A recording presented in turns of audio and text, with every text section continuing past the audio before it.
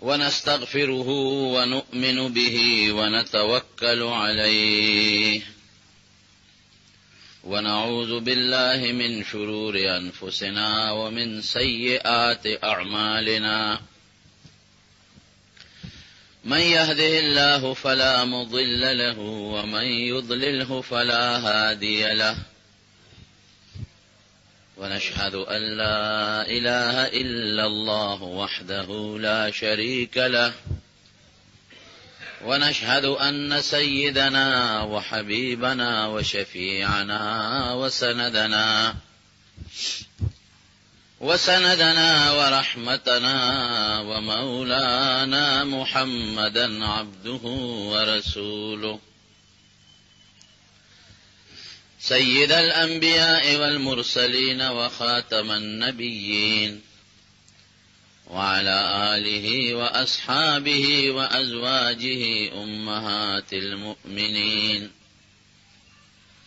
أما بعد فقد قال رسول الله صلى الله عليه وسلم في حق رمضان أوله رحمة وأوسطه مغفرة وآخره عتق من النار.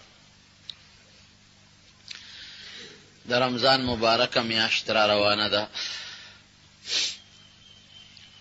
او نبی کریم صلی الله علیه وسلم در رمضان یو ورځ مخکې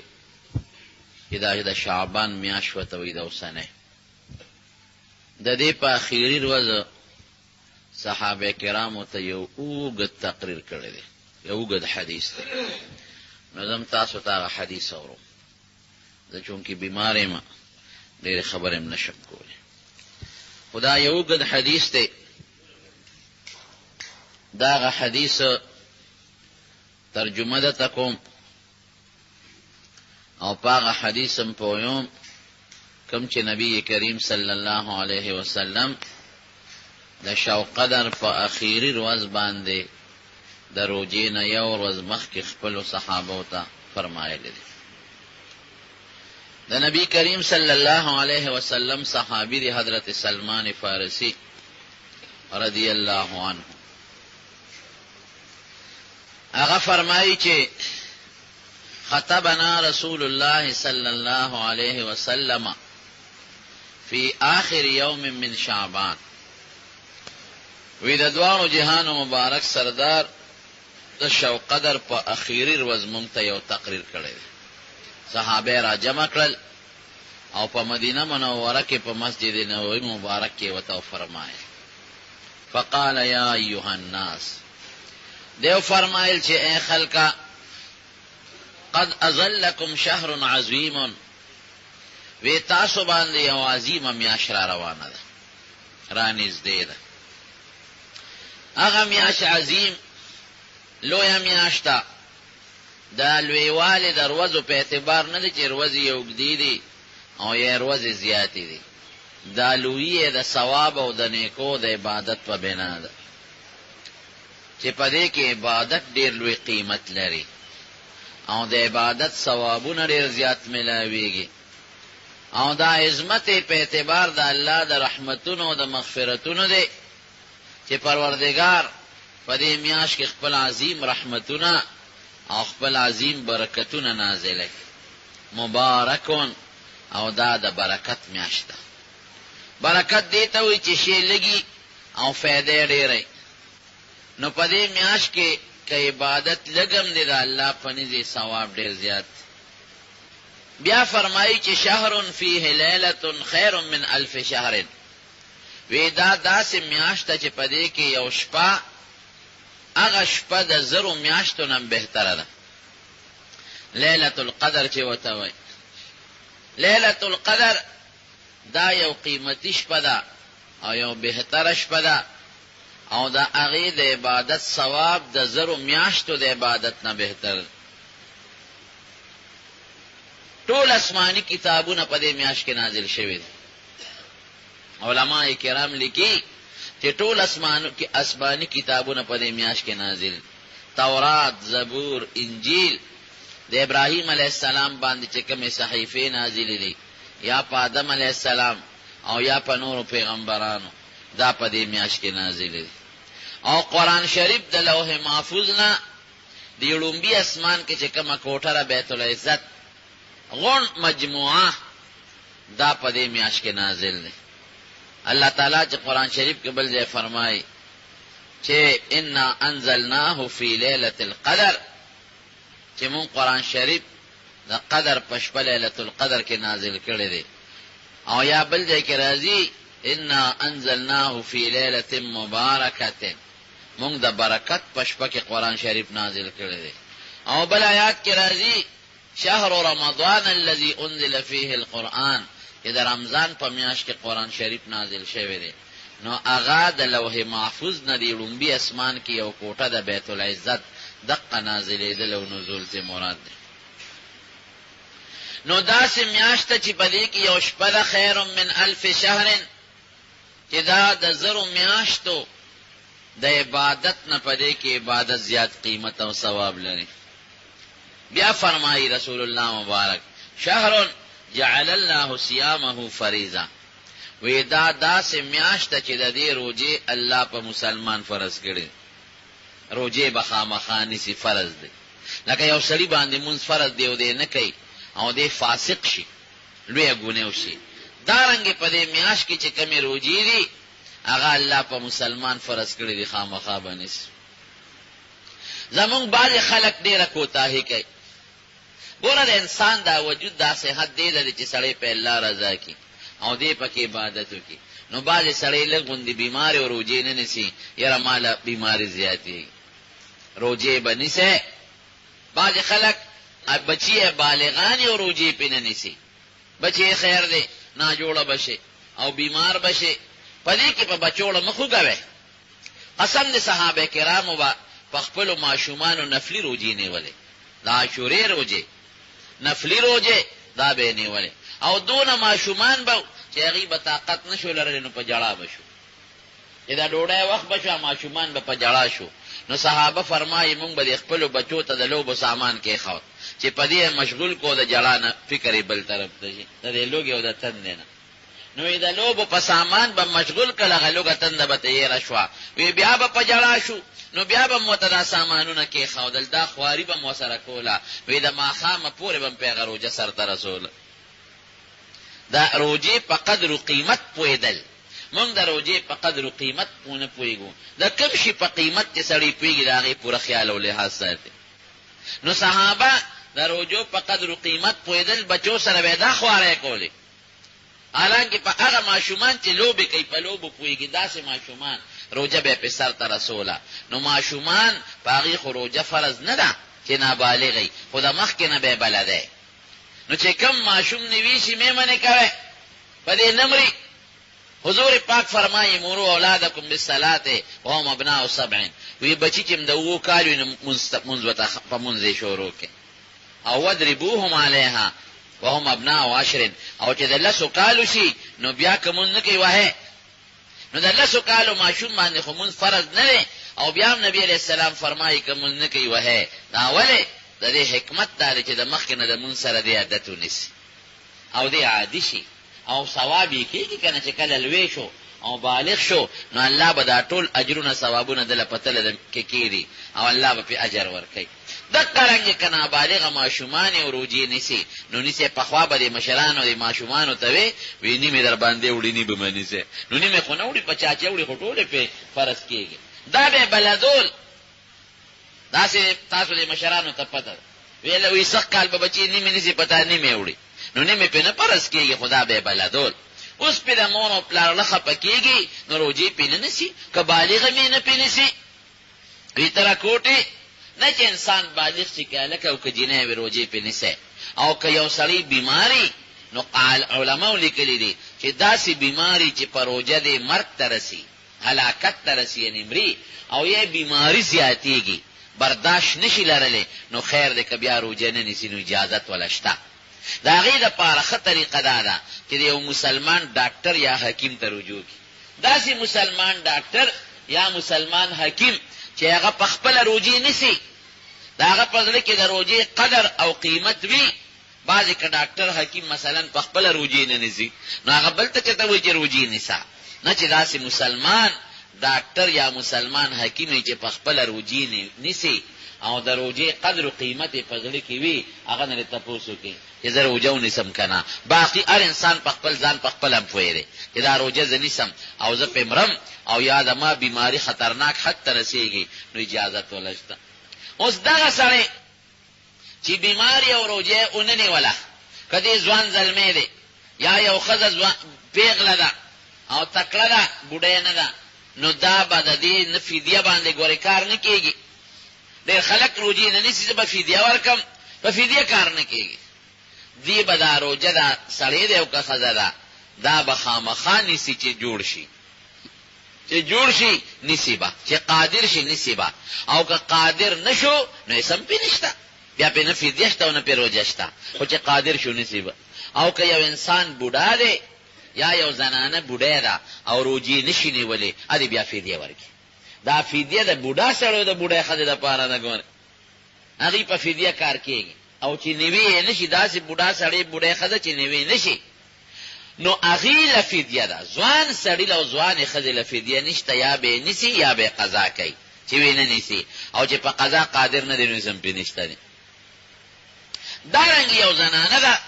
او د هغې ماشوم دی پګېره، نو که دا یریږي چې که دا روژه نیسم نو دا ماشوم راته خرابېږي نو خیر دی دا دې روژه نه نیسي. خو یاره چې بیا دا رمضان میاشت تېره شي قضا به یې کوي، په فدیه کار نه کوي. یا یو زنانه ماشوم له پی ورکوي او دا ماشوم هم کمزوری دی او که دا روژه نیسي نو د دې پی اوچېږي او ماشوم ته ضرر رسي، نو دې زمانه کې خو دا نور پی هم په ماشوم څکلی شي. خو به هر کیف که دی ته دا پته وي چې زما د پیو نه نور پی ماشوم خرابوي یا نور نشي برداشت کولی او د روژې د وجې زما پی پې کمیږي ماشوم ته ضرر رسي، نو خیر د هغې له اجازت د دې خبرې شته چې روژه دې نه نیسي. خو ګورې په فدیه کار نه کېږي، د دې روژې او بیا قضا نه ګرځي. نو ځوان زلمي او ځوانه ښځه هغې په فدیه کار نه کېږي، د هغې دغه طریقه ده. بعض انسان د ګردو بیمار دی او داسې بیمار دی چې هغه له د اوبو انتهایی اشد ضرورت. د ګردو مختلف مرضونه دي، زما په خپله د ګردو بیماري ده، لیکن دا الحمدلله خپله ګزاره ورسره راخکې شم. تکلیف راته وي مازدیګر نه پس راته پوره تکلیف وي، په هغه خپله ګزاره ورسره راخکې شم. نو داسې په معمولي تکلیف روژو ته بانه مه جوړوئ. او که داسې د ګردو تکلیف وي چې یاره انسان ته خامخا لوی مسله جوړېږي، ډاکټر نه دې تپوس وکړي، مسلمان ډاکټر نه چې هغه روژې نیسي او روژو سره یې مینه هغه ورته وایي چې مه نیسه نه دې نیسي. خو ګورې دا فدیه د بوډا سړی او د بوډۍ ښځې دپاره ده، نو روژو ته بانې به نه جوړو. روژه یو داسې عبادت دی او داسې میاشت ده د برکت میاشت چې دا زمونږ دپاره یوازې د الله د رضا ذریعه نه ده چې الله پرې راضي کېږي، دا زمونږ د بدن دپاره هم بهترین شی دی. د انسان وجود ورسره ښه کېږي او چې 11 میاشتې کومې بدپرهیزۍ انسان کړي دي او هغه به دې ویلي شي، اواز کې به دې ویلي شي او صحت به دې ښه کړي. خو که پېشمني او ماښامي سره دې ګزاره وکړه دا پکې ژر دی، او که نه پېشمني دې چې ور ټک و او ښه غوړ زیاړه او پیروي دي او صاحب او قصې پسې دي، او ماښامي دې د پیکاوړو او کبابو ته ور لاندې وتې او ته او کباب دي او پیکوړې دي او چارونه دي او شملې دي او قصې پسې دي، نو بیا دله دغه پیدا نه حاصلېږي. نو لکه ګزاره پرهیز پکې وکړه، نو د الله د رضا نه علاوه د انسان د صحت دپاره هم لویه فایده ده. نو نبی علیہ السلام فرمایي چې شهر جعل الله صيامه فریضه، وی دا هغه میاشت چې د دې روژې په تاسو الله فرض کړی دی، وقیام لیله تطوعا، او الله تعالی د دې د شپې عبادت درله یو زیاتی عبادت مقرر کړی، د شپې عبادت چې تراویح ورته ویل کېږي. دوه څیزونه شو، د ورځې روژه او د شپې عبادت. تراویح چې ورته وایي نبی کریم صلی الله علیه وسلم صحابی حضرت عمر فاروق رضی اللہ عنہ یو ځل بار وو، نو صحابه په جمعات کې تراویح کوله، د شپې مونځ یې کاوه. څوک یو ځای ولاړو جمع وه، څوک بل ځای ولاړو ځان له جمع کوله، څوک بل ځای قاري به مخکې او صحابه پسې ځان لړلې وي. هغه به یاره دا یو قاري باندې ولې نه جمع کو. نو حضرت ابی ابن کعب رضی اللہ عنہ په صحابو کې خشته ښکلی قاري، هغه مخکې کو دا ټول یې راوستل وي د پسې ودرېږي. نو دا هغې بیا به لګیا نو تراوی به ورپسې کولې او سونه تراوی به کولې شروع به د ماسخوتن نه وکړه نو تر پېشمنی پورې به لګیاو وی چې تراوو نه بوزګار شو نو مونږ به کور ته په تلوار تلو په خزو په بچو بم زور راوړو چې شابه پېشمنی راوړګنی سبا راخېږي داسې عبادتونه به کو رسول کریم صلی الله علیه وسلم د شپې د منځ په رمضان کې ډېر لوی ترغیب ورکړی نو تراوی کول دا صحابه کرامو او حضرت عمر فاروق رضی الله عنه بالخصوص دې ډېر لوی ترغیب ورکړی او ټول صحابه کرام ورسره منلي ده زمونږ امام ابو حنیفه رحمت الله علیه هغه به تراوی کولې او د تراوو نه پس به بیا 2 رکعات ځان له نفل کول تراوو کې به یو ختم کوم په ټوله میاشت کې نو یو ختم خو د میاشتې د تراوو شو او بیا د تراوو نه پس به 2 رکعات نفل کول نو په یو رکعت کې به یو د قرآن شریف ختم او په بل کې به بل د قرآن شریف ختم نو صرف پر رمضان کې به د شپې یو شپې ته ختمونه کول دا څه ښکلی عبادت قسم دې اوس په حرمینو کې په مکه مکرمه او په مدینه منوره کې خشته ښکلي مونځ کېږي د تراوه مونږ خو هغه جومات ته منډه وو چې کوم کې زر تراویح خلاصېږي هلکه دا مولي صاحب تکړه دی ښه دا لکه د کلاشنکوف غوندې تیز چلیږي او ټرار ته وباسي مونږ هغې جومات ته منډه وو دا شیطان به په دې منې حالانکه د خپل جومات کې چې مونځ کې په طریقه او په قلار قلار تراویح کې او بل جومات ته ځي نو څونه زر به کوي یاد ته یاد د دواړو به 15 منټه فرق دی نو 15 خو تا په لاره تېر کړل نو فایده یې څه شوه هغه بل جومات ته چې ځې خو لرې جومات پی که نه نو 15 منټه خو دې په لاره د دواړو طرفو تېرېږي نو مونځ ته دې چل جوړ که وخت خو دې بچت نه که که ته دا زر زر مونځ دی لکه چې وخت بچت که نو وخت دې بچت نه که هغه وخت دې پتلو راتلو تېر شو نو مونځ ته دې بانه جوړه کړې ده خدای مونځ درته ګران شیخ ښکاري دا خو ته ډېر زیات ساده او چې وخت بچت کې نو سبا وکې 15 منټه یا 10 منټه یا 15 منټه که خوب کم شي نو مرې خو نه او خوب کم لیس کوي ټي وي ته به ناستې او وي سي آر ته به ناستې او کمپیوټر ته به ناستې او رسالې به ګورې او اخبارونه به ګورې او یا به دوستانو سره د جومات نه بار ګپ شپ لګې نو د هغه کو تاسو چې څوک تراویح کړي نو نیغ ځي خوب کوي او که نه بار ناست دي بیا په حجرو کې ګپونه لګې او یا د جومات مخکې ولاړې ګپونه لګئ او یا په جومات کې یو بل ته مخ راواړئ ګپونه شروع کړي نو توره دې څه وکړه د خدای قیمتي مونځ دې د ګپ شپ دپاره تباه او برباد کړه ختم پکې کوې پخوا خو ما ته یاد دي زمونږ په کلي کې یو حافظ او یو زمونږ د باباجي هغه شاګردو د جوری پیس صاحب دا 2 حافظان زما یاد دي نور اوبه ما ته پته نه لګي او خلک به د لرې برې نه راتلل او په دوی به نمبر نو د قرآن شریف د ختم اوس د الله فضل دی په هره محله کې 3 او 4 او 15 حافظان خدای پاک پیدا کړي دي حافظان زیات دي نو په کار دا دی چې د الله د دې نعمت نه مونږ فایده والو او د دې نعمت شکریا ادا کړو نو یو ختم خو نه زویم چې په یو جومات کې 3 او 4 ختمونه وشي یو حافظ دیو کې بیا دې بل حافظ وکي بیا دې بل حافظ وکي او بیا دې بل حافظ وکي دا عبادت دی نو مونږ وایو چې ختم یاره چې ختم ته څوک ټینګې دی شي څوک نه ته نشي ټینګې دی دا څوک وایي څوک ټینګې دی چې دا ټول چل په دې کې هلکه ختم به کوو یاره چې ختم ته څوک ټینګې دی شي ته ټینګ شه نو نور خلک به ټینګېږي بانه جوړې ګناه ګټې چې کوم سړی رکاوټ شي پکې او دا خبرې کوي او ختم د ده د وجې نه پاتې شو لوی مجرم دی ګناه وګټله ولې ګناه ګټئ دا مو وایه چې ختم ته څوک ټینګېږي بس غلې پاتې شه که کولی شي کوو که نه شي کولی مه کوه خو دا مو وایه چې رکاوټ مه جوړېږه نو ډېر خلک دا رکاوټ جوړ شي ختم ته څوک ټینګېږي دا چاري چې وو دا ګوټ چې کوي د سهار نه د 11 بجو پورې په دې ګرمۍ کې او په روژه کې هم کوي هغې ته ټینګېدی شي او ختم ته نه شي ټینګېدی او بخور چې د شپې کوي چېرته دې ووایي چې هلکه د رمضان میاشت ده او د یو بخور ته نه ټینګېږم بیا خو یې غنم وچېږي او جوار وچېږي او بخور ته ټینګېدی شي دې ته نه شي ټینګېدی او په ساري باندې ګیا چې راوړی او ګیا ریبې هغې ته ټینګېدی شي یوې ګنټې ختم ته نه شي ټینګېدی دا ټول چل ول دی چل ول مه کوئ رونو الله دله د فایدې قیمتي میاشت در کړې ده نو د دې میاشت نه به فایده نه هلې دې نه فایده واله نبی کریم صلی الله علیه وسلم یو حدیث کې راځي دقه رنګې په منبر د پاسه خپه کېښوده وی امین بیا په دویمه چې کېناست وی امین نو هغوی به په درېیمه کېناستېدل نو په درېیمه به وختل وی امین نو بیا صحابه تاسو کوي صاحب تاسو امین وي مونږ خو نور و نه ریدل. وی جبرئیل علیہ السلام راغی وی ما چې ایوخ پکې خو دا نو یې غراته وی چې ستانوم سوکوالی او نور مسلمانان په درود نه وای نو الله دې هلاک کی. ما وی امین. بیا وی چې دا چا مور پلار جام دی او دې خدمت داسې ولکه چې ځان په جنت ته ورسای الله دې هلاک کی. ما وی چې امین. وی بیا وی چې پچا د رمضان میاشراله او د داسې عبادت اونکه چې په الله ځانو بخي دې دې هلاک شي. ما وی چې امین.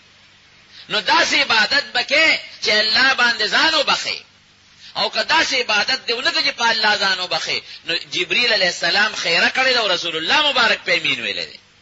دما خیره به قبول شي یا نه. لیکن د جبرئیل علیہ السلام او د حضور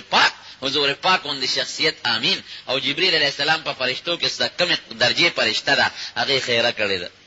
نو دا غوړې دې تبي خو ځکه خلک تباہ او برباد دي د دوالو خیرو لاندې راغلي. نو عبادت بداسه کوي چې ځان په الله وبخي.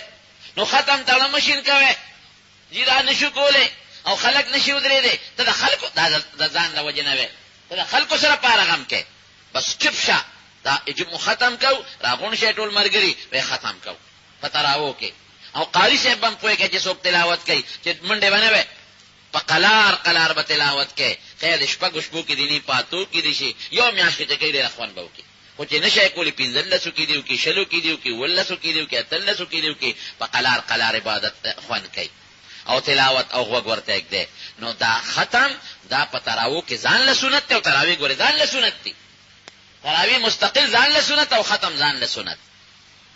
نو دې کې رکاوټ ما جوړېګا کسو نشي کوله بل تغک مکوا خیر دې بیا مکوا ته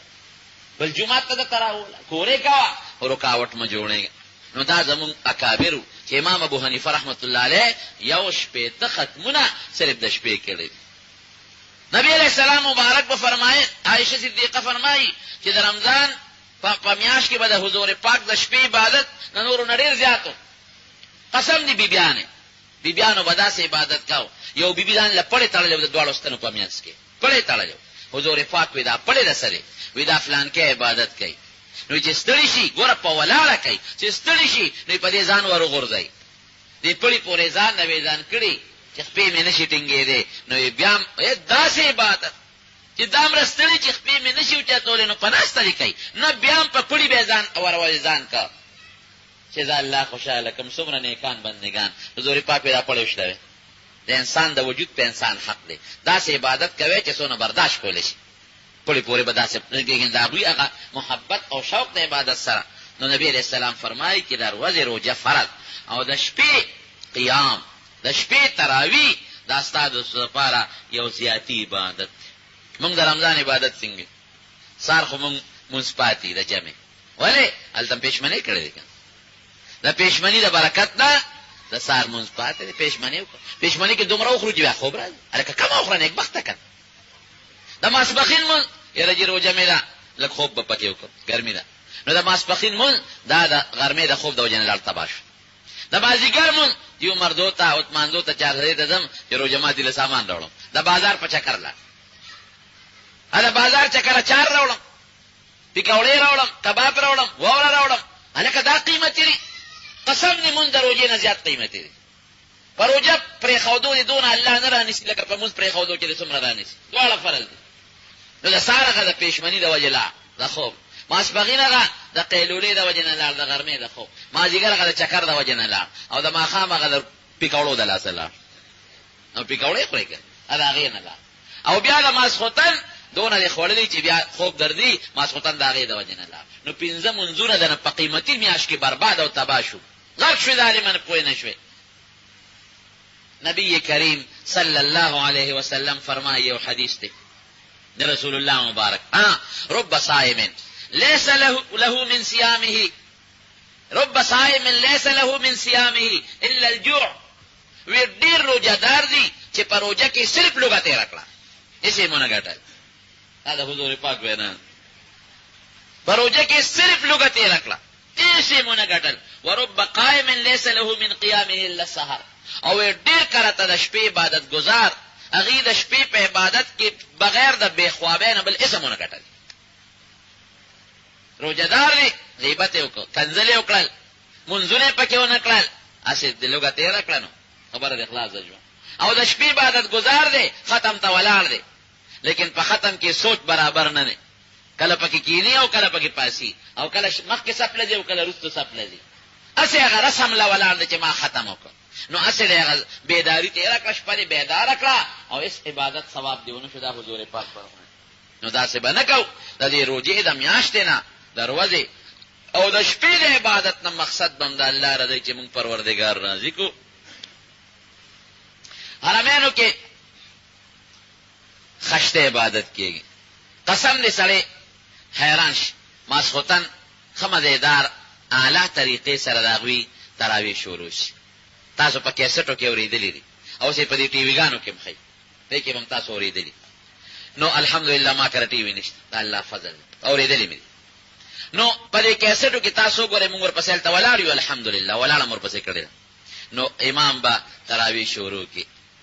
یو سپاره هغې ویوه د شپې دا یو سپاره په دریو قاریانو په څلورو ختموي مخکې به په دوو قاریانو ختموله لسو رکعاتو کې به نیمه سپاره یو قاري صاحب ووي او لسو کې به بل امام ووي اوس درې قاریان یا څلور مدینه منوره کې درې قاریان چې کله څلور شي لومبی څلور رکعاته یو قاري صاحب وکړي بیا ورپسې شپږ رکعاته بل قاري صاحب وکړي بیا ورپسې باقي مونځ څو شو شپږ او څلور 12 شو کنه دا لس شو کنه باقي لس رکعاته یو کسو کې یا دوه کسو کې په مکه مکرمه کې په درې کسه خلاصوي لومبی شپږ رکعاته وکړي یو قاري صاحب بیا ورپسې بل چې دی نو هغه لس رکعاته وکړي بیا اخري کې بل ورپسې څلور رکعاته وکړي او داسې په خوند تلاوت کوي جاړي وسره قسم دې قاري صاحب جاړي امامان جاړي او حرمینو کې د جړا یو ګونجې ټول ورسره جاړي ویترو کې بیا دعا کوي هغوی د هغې خپل مذهب دی په هغه دعا کې قاري صاحب هم جاړي او دا خلک هم ورسره جاړي او دا یوه سپاره دا 10 رکعاته تراویح په څونه ټایم کې کوي په کم 2 غنټې کې په کم 2 غنټې کې د هغوی مونځ خلاص شي ښه په شوق په الله باور وکړه ماشومان هم راغلي پکې ولاړ زنانو نه هم جومات ډکي په ټایم راغلي زنانو نه جومات ډک ماشومان پکې وي او نه بوډاګان پکې په ناسته مې پکې څوک نه دي لیدلی ښه په اطمینان باندې ولاړ په خوند او خشته ښکلې په مزه تلاوت کېږي او خلک ورته غوږ ږدي ما وې د حرمینو خلکو عربو ګټله ښه بیا اخري لسو کې د هغوی څه ترتیبي په اخري لسو کې دا ترتیبي چې تراویح شي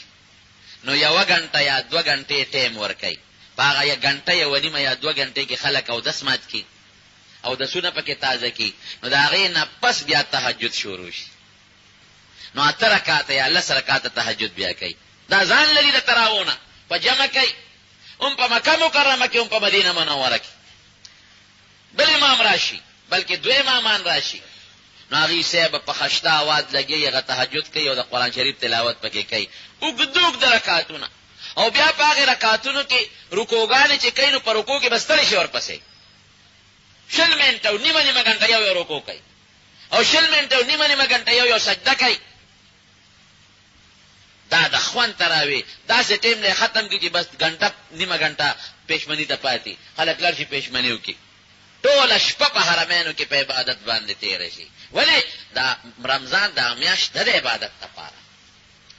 نو دې کې عبادت کوي د شپې پوره عبادت کوي خدا زموږ دا شپه ولې ګډوډه شي موږ خوراک ډېر کوو خوراک کې لږه ګزاره کوي او هغه خوراکونه چې سړي له خوب راوړي لکه شملې چارونه مغیره شو هغې نه یو پوټې لږ پرهیز کوي نو بیا خوراک کې لږه ګزاره کوي یو لس میاشتې م خوړلې ډېره که نه بنده بیمار شي خېټه خرابه شي نو دا یو پوټې احتیاط پکار دی نو ځکه رسول الله مبارک فرمایي چې د روژه د ورځې فرض او د شپې عبادت دا زیاتي د الله را طرف نه دی من تقرب فیه بقصد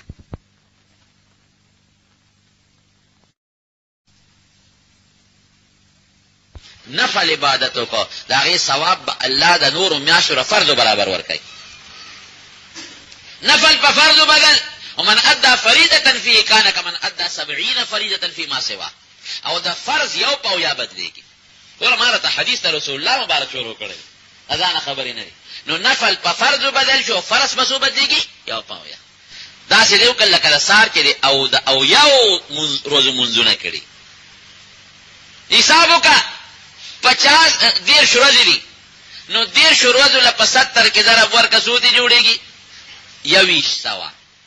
دیر شوله چې په 70 کې ضرب ورکې څو تی جوړېږي 2100 تا ته د 2100 ورځو عبادت الله لیکي د رمضان د ورځو د نورو د 2100 ورځو د منځونو ثواب دی شو ليله القدر نه علاوه ګورئ هغه شپه د پکې راغی زیات ثواب دی دا دوالو جهانو د سردار مبارک وینا وهو شهر الصبر نبی اسلام دا صبر میاشته صبر څه ته وایي د صبر ډېرې معنی دي صبر په عبادت کې سړی استقامت کې دي تم صبر وایي عبادت ته ځان پابند کول او په عبادت باندې ځان خوشالول نام صبر دیم که څوک درته کنځل کوي انی صائم زه روژه دار یم جواب به نه ورکوې نام صبر دی تکلیف درته څوک ورسوي صابر اوسېږه دا د میا جګړې پکې چا سره مه کوه انتقامونه مه اخله والصبر ثوابه الجنه رسول الله مبارک فرمایي چې د دې صبر ثواب څه شی دی جنت دی وشهر المواسات ودا د خیر ښېګړې میاشت ده خیر ښېګړې یو بل سره به خیر ښېګړه کوي حضرت امام ابو حنیفه رحمت الله علیه د ټولې کوفې د غریبانانو مسکینانو فقیرانو نمونه لیکلي د رمضان په میاشت کې پخوا خو هغه غټې روپۍ وې هغه ډبلې په کاسو روپۍ به په خلکو ویشلې مالدارو جامې به خلکو نه اغېستلې نو یو بل سره خیر ښېګړه په رمضان کې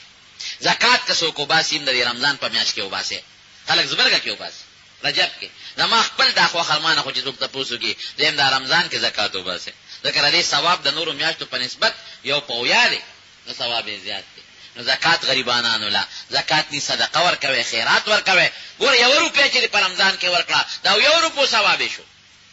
نو فایده ډېره زیاته ده بل مسلمان سره خیر ښېګړه کول جامې غریبانانو لا والاړ اوړه غریبانانو لا واخلا او دارنګې د پېشمني غم ولا وکړه دارنګې ترکاري سبزي والا غریبانانو لا نغدې پیسې ورکړه هغه چې په ځان له څه کوي نو ښه به کوي نغدې پیسې د دې اجناسو نه لا ښه دي ولې ته به یو شی والی هغې کره به هغه وي نو چې نغدې پیسې دې ورکړې هغه په ځان له چې هر څه اخلي واب اخلي وشهر یزداد فی رزق المؤمن فیه نبی علیہ السلام فرمایي دا هغه میاشت چې الله د مسلمان رزق پکې زیاتوي نو دا الله نه سوال د رزق کوي زیاتوي بل مسلمان سره په دې کې خیر ښېګړه کوي نو الله به دله روزي زیاتوي یعنې موږ څه کوو موږ کې دا شی نشته دی او صحابو کې دا صفت و قسم دې صحابو دا آیت نازل شو لن تنالوا البر حتی تنفقوا مما تحبون وی هغه پورې به تاسو کامله نیکی حاصله کړئ چې کم شی ځان له وخت ښه چې هغه بل له ورکړي یو صحابي دی حضرت ابو طلحه رضی الله عنه مدینه منورې جومات ته مخامخ د هغه یو باغ و بیرحا د هغه باغ نوم قیمتي باغ و او پکې ډېرې اعلی اوبه وې نبي علیه السلام به خپله دې باغ ته راتله اوبه به یې پکې څکلې د کجورو د انګورو قسم د انارو بوټي و پکې او ډېر اعلی باغ و چې دا آیت نازل شو راغی نبی علیہ السلام ته کېناست وی الله فرمایي چې کم شی خوښ دی هغه خیرات کوي نو الله په ډېر خوشحالېږي او ډېره نیکي ورکوي د الله رسوله دا بیرحا باغ زما د الله په لار کې وقف تاله مې اختیار درکړه چې چا له ورکوي ورکړه حضور پاک به دومره خوشحاله شو وی بخ معنا واه ذلک مال رابح دا خو ناشنا مال دی دا خو تاله لویه صدقه جاریه ده تاله به دا لویه ګټه درکړي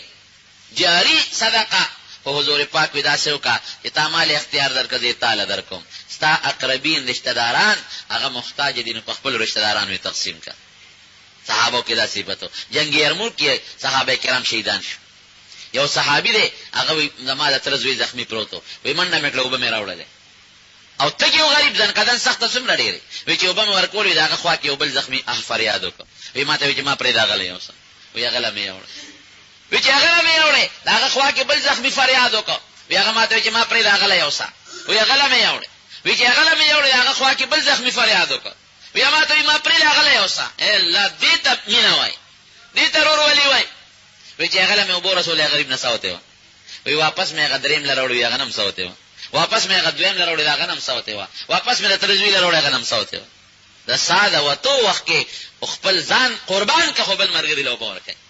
مون وایو نه زما بچی دی چرګ مخري او خ پولاو دی مخري او خ پیکاوړې کباب او میوه دی مخري خو کې گاونډي مې د لوګي مرشي دا مسلمانی نه ده قسم نه تخل عذاب د رسول الله مبارک او صحابه په خپل فرمای یو خدای په لارتله نو ویدا تګ شوا چې تګ شوا نو یو کوي ولید نو دې هغه د کوي غاړه ته چې وکتل نه سپېره وی د تندې نه جبر استدا وی دا خدای و چې څنګه ته ګیم نو دارنګ دا سپېم ته ګیره او یا سپې دومره تګیو چې دا کوي هغه خټه سټلا نو دې زر لپټه کوزا کړه او موزه د خپل خپل موزه وستا او هغه لپټه پورو تړلا او هغه موزه کوي تخکا تکړه بورقه نه و نو به پیرو وسته هغه سپې ته واچولې هغه سپې هغه اوبوس کړي رسول الله مبارک فرمایي د بخاری حدیث ته هغه خدای الله دا هغه سپې په خېګړه باندې جنت ته بوتله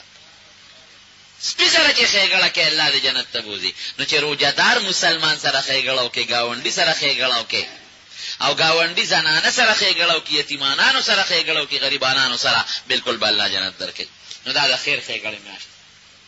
وشهر يزداد الله پاک د مسلمان رضا من فطر فيه صائما كان مغفرة لذنوبه چا چې پدې کې روزه ماته ورکا الله به ګناه وبخي روزه ماته باندې سماف کېږي گناهونه وعتق كان مغفرة لذنوبه وعتق رقبته من النار الله به ګناه وبخي او دا سټ بوله د جهنم د اور نه آزاد کی ګوره دوه خبرې شوې ګناه بخل او سټ ته اور نه آزادېدل او دریم څه دي وکانه له مثل اجره من غیر ان ينقص من اجره شيء دا هغه روزدار چې د روزې څومره ثواب شوی دی دا هغه به نه کمیږي او دا هغه برابر ثواب بدل الله ورکړي نو څو فائدې شوې د روزه ماتي درې یو بدل لو بخي شت پر د اور نه آزاد شي او دا هغه روزه ماتي چې څومره ثواب د روزدار کیږي نو دا هغه روزې ثواب کې دا هغه به نه کمیږي دا هغه مثال به الله درکړي نو صحابه خو غریبانانو قالوا یا رسول الله ليس كلنا يجد ما يفطر الصائم وی مونږ خو غریبانانو ارچا سره خو دومره شي نشته چې روزدار لور کی عليه السلام فرمایي فقال رسول الله صلى الله عليه وسلم يعطي الله هذا الثواب من فطر صائما على تمرة او شربة ماء وی که چا چاله یو کجوره ورکړه یا یو ګټ او به ورکړه دا ثواب الله غلم ورکړي یو ګټ او به چاله ورکړي یو کجوره دی ورکړه درې فائدې دی وګټلې سټ د جهنم نه آزاد شو ګناه بدل الله وبخي او داغه د روزي برابر ثواب به الله درکړي څونه پاسانه ګټلې شي نو دا کجوره چې چاوس کېږي کجوره والے او په دې کورونو کې تقسیم کې بعض غریبانان وي هغه روزه به ماتي زبستا په کجوره ماته کم ته ما پاغي ماته کا نو تاسو زموږه مثال ثواب بستو چې تاغي بدمو شي دې کې څه دا غریب لم ورکول شي مالدار لم ورکول شي صدقه غریب لا لازم نه ده روزه ماته مالدار لم ورکول شي غریب لم ورکول شي دې کې خبره د غریب او د مالدار نشته وهو شهر نبی علیہ السلام فرمایي دا یوم میاشتا اوله رحمتنا ولی رحمت دا اولنا رحمت شروع او اوسطه مغفرة او دمیان لسر دی مغفرت تی واخره عتق من النار او اخره دا جهنم نازادی دی علماوی مخلوق درې قسمه دی یو خالص نیکان نو پاغي دا اولنا رحمت شروع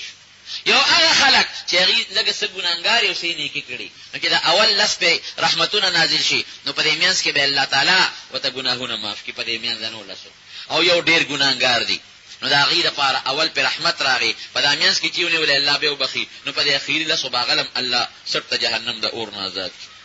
من خفف عن مملوکه فيه غفر الله له وی په خپل نوکر چاکر امسایا غلام رہی کار کې اسانتیا راولا سختی په مکه ورسونه مهربانه پیغمبر وی چې کم سری د خپل امسایا یا د خپل نوکر یا د خپل غلام رہی هغه ته کار سخت نکو اسانه کپه الله بده مبخي او دا اور نه به ذات کی واتقه من النار واستكثروا فيه من 4 خصال نبی رسول الله سلور کار پکې وکي سو کارا سلور خصلتين تردون بهما ربكم وی دو کار هغه دي چې تاسو په الله خوشاله کې وخصلتين لا غنى بكم عنهما او دا دو داسې چې هغه خو تاسو خامخا کوي هغه نخلاصي مو نشتا فاما الخصلتان اللتان تردون بهما ربكم او هغه دو صفته چې تاسو په خپل رب راضي کوي نو دا چې شهادت لا اله الا الله چې تاسو به دا کلمه لري پکې وایي پر الله خوشاله نو رمضان کې ذکر سبا وایي لا اله الا الله یو د قران شریف تلاوت او دیم ذکر وتستغفرونه او بالله الله نه بخنه او غواړي استغفار نو درې شي نه شو یو د قران شریف تلاوت یو لا اله الا الله ذکر او بالاستغفار استغفر الله الذي لا اله الا هو الحي القيوم واتوب اليه كذلك صرف استغفر الله كذلك الله ما بخا پتاسبو وای دا درې کار شو یاد بمی تاسو باندې یادوم لومبي کار سره تلاوت د قران شریف چاله نه ورغي قل هو سورۃ خدای ته یاد دي کنه سورۃ فاتحه یاد را دا وای او بل د تمدیدار چلو خیم چاله نه ورغي په کلی کې یو قاری صاحب دغه ته راشه لغوندي ته تلاوت کوجې دی وورو ابا کوي ته تقوا کینه نو ستام ثواب شو دا هم ثواب شو دیم لا اله الا الله ذکر او دیم استغفار استغفر الله واما الخصلتان اللتان لا غنى بكم عنهما فتسالون الله وی ارچ غدو صفاتونه په دې ملار خوشاليږي او یا تاسو خامخا کوي که مسلمانان یې هغه سړي فتسالون الله الجنه وتعوذون به من النار واذا الله نه جنت غواړي او د جهنم د اور معافي ته غواړي دې ناسن تاسو اخلاصي خو نشته خامخا دا غواړي نو پر رمضان کې درې کار دغه شو دودا شو یا الله مال جنت راکې او یا الله د جهنم د اور نه مزات کې دا سوال پکې ډېر کوي او من سقا صائمن بیا اخر کې نبی رسول الله فرمایي یو دلی وی به وی چا چې سیراب کرو جدار سقاه الله من حوضی شربتا لا یظمأ حتى يدخل الجنه وی چې چا یو روجدار لا او باور کړي نو دی به تر دما د حوض کوثر نه الله دې سیراب کی چې شربت ته ورکسونه به الله خوشاله شي چې پیری په اوس کل سونه به الله مخر سوي په رمضان کې غریبانو لور کې لسیدی ورکسونه به الله خوشاله شي من سقا صائما روجدار سیراب کو سقاه الله من حوضی زما د حوض کثر نه به الله سیراب کی شربتن داسې او به پیوس کی لا یظمأ حتى يدخل الجنه که اخره ابدا پوره به دیاري تګی نشي دا اوګل حدیث رسول الله مبارک د شو قدر په اخیری روز فرمایلی دی نو ما ته ذکر دا غي بیان او یو بل رکوټه حدیث دی نبی رسول الله فرمایي ثلاث لا ترد دعوتهم وی درو کسانو دعا خدای قبلې نه رد کوي درې کسان دي دعا نه رد کیږي خامخیل لا قبلې یو الصائم حتى يفطر یو روزدار تر څو چې دروځنی ماته کړ دروځدار دعا قبلې نو دا دعا کوي کله چې خدای مو بخي خدای جنت راکې الله جهنم د اور نه ذات کې د بچو د پاره مال د پاره ځان د پاره دعا کوي بل ول امام العادل انصاف دار بادشاہ او بل دعوت المظلوم چې کم سړي باندې چا ظلم وکړه خیره بهر کیف دا حدیث می درته ذکروي چې دا نبی علیہ السلام د سنتو تابعداري وکړه ځکه چې هغه په اخیری شعبان کې دا حدیث فرمایلو صحابه ته مې درېږي چې دا اوږد حدیث دی چې زم د خپل مرګرو ته بیان کړم نو د دې حدیث نه یو څو خبرې معلومه شوې هغه خو مې درته ذکر کړې خدا څو خبرې د شپې عبادت دروازه روزه او د هغه نه علاوه صبر کول چا سره ظلم نه کول انصاف کول او مسلمان سره خیر ښېګړه کول په دې به ان شاء الله جنت خدای پاک تاسو له درکې الله دې میاش په مونږ په خیر او په خوشاله دې میاش بکلې نو پرون په رازالو کې نور کله خو په شو قدر کې یو ځل میټینګ کېده او دې له دوه میټینګ وو نو دا خالی یا د اتوار د شپې اس قسمه غوا پیدا نه چا غوي نه راکړي نو چې نشته نو د ګل داغي د میاشتې فیصله وکړه دا خبره خو د دلیل او د غوا ده نه په خبر والا سره ما په خپل رابطه وکړه هغه موږ سره ثبوت نشته مردان والا موږ سره ثبوت نشته هیڅ ثبوت نو فیصله پدې شو چې قطعی روزه خو به د چهارشنبه دروازې وي قطعی روزه د چهارشنبه خدا خبره پکې بیا شو چې د نه پښپا خو به میاشت خامخا ګټی شي خو دې الله دې وسره د ګل پښپم خلک میاشت وګوري هم دې نه پښپا وګوري هم د ګل نو کچر دې د ګل پښپا باندې میاشت کار شو نه روزه به د ګل شي او کله نه پښپا کار شو نو د نه بشي او کله په دواله شپې کار نه شو نو به دلیل روزه څوک نه نيسي نو بیا د شو قدر د میاشتې حساب نه د چهارشنبه روزه راځي خبره به حسابي نو د ګل د شپې میاشت لیدل شوی دا دا غینه د چهارشنبه راځي د دلیل په بنیاد او که چرته میاشت د نه یا د ګل د شپې د دواړو ولیدل شو یا به د ګل شي او یا به د نه شي نو میاشت کتل عبادت ته خامخا نظر کوي د روزې لپاره بهترین شی نبی رسول الله کجوره ویل او په ویلي نو کجوره روزه ماتي د پاره دا بهتر شی په کجوره ماته ارشي باندې ماتول شي او بو سره ماتول شي او په کجوره ماتول شي په دا غري دا بل جمعه وي من شان مناهل او فرحال سمانا دا یره ماته خدا پته نه لګي مناهل د جنت دروازې ته ماته پته نه لګي ماته علم نشته یو سړی چې له قرض پیسې ورکړي هغه ولا څه تحفه ورکړي اغشتل خلی کنه دي کدی سړی ولا مخکم تحفه راوړله او اوسم راوړي نو الی دي او که مخکې نه راوړه د قرض د وجه نه ولا راوړي نو بیا دې نه اخلي. وې د قاریم او امامتی کوم او د دواد او د دال په منځ کې فرق نشم کولی امامتی می صحیح ده کنه ده نو باید ذکر دواد په ځای کې دال او یا دال په ځای د دواد وي نو ممکن نه چې معنا کې فرق ورشي نو دا درست کا دا چا باندې درست کا مشکوک ټیک بشي ان شاء الله ولې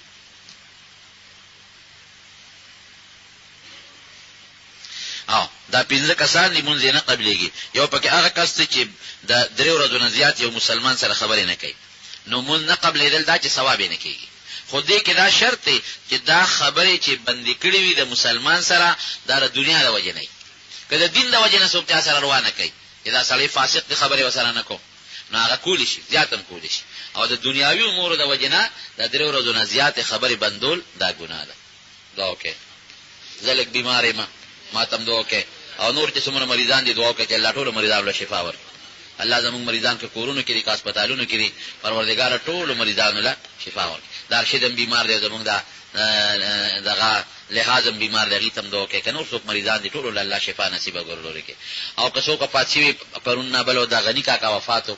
زه خو ته سر نه خبر شوی نه ما او بیمار ما دا ورځې نو دعا کې غنی کا ډېر خسړی والله دی وبخي ای مغفرت نصیب کړي آخرت لوی سفر د خیر او د راحت کې پروردګار د رمضان نامه په موږ په خیر تیر کړي. الله موږ له پکې دروازه د شپې د دوړو د عبادت توفیق راکړي او الله موږ پکې د ګناه نه محفوظ وساتي. الہ العالمین که څو قرضداران قرضونه اخلاص کړي زموږ د حلال رزق نصیب کړي او د دنیا او د آخرت د فتنو نه پام نه امان کې وساتي او اخر کې په خپل دا کلمه نصیب کړي لا اله الا الله محمد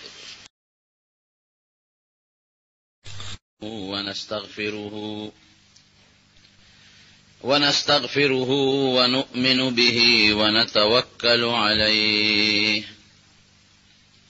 ونعوذ بالله من شرور أنفسنا ومن سيئات أعمالنا من يهده الله فلا مضل له ومن يضلله فلا هادي له ونشهد أن لا إله إلا الله وحده لا شريك له ونشهد أن سيدنا وحبيبنا وشفيعنا وسندنا ورحمتنا ومولانا محمدا عبده ورسوله سيد الأنبياء والمرسلين وخاتم النبيين وعلى آله وأصحابه وأزواجه أمهات المؤمنين. أما بعد فقد قال رسول الله صلى الله عليه وسلم في حق رمضان أوله رحمة وأوسطه مغفرة وآخره عتق من النار. در رمضان مبارک میاشت را روانه ده او نبی کریم صلی الله علیه وسلم در رمضان یو ورځ مخکې د شعبان میاشت ورته وایي د اوسنۍ د دې په اخیری ورځ صحابه کرامو ته یو اوږد تقریر کړی دی یو اوږد حدیث دی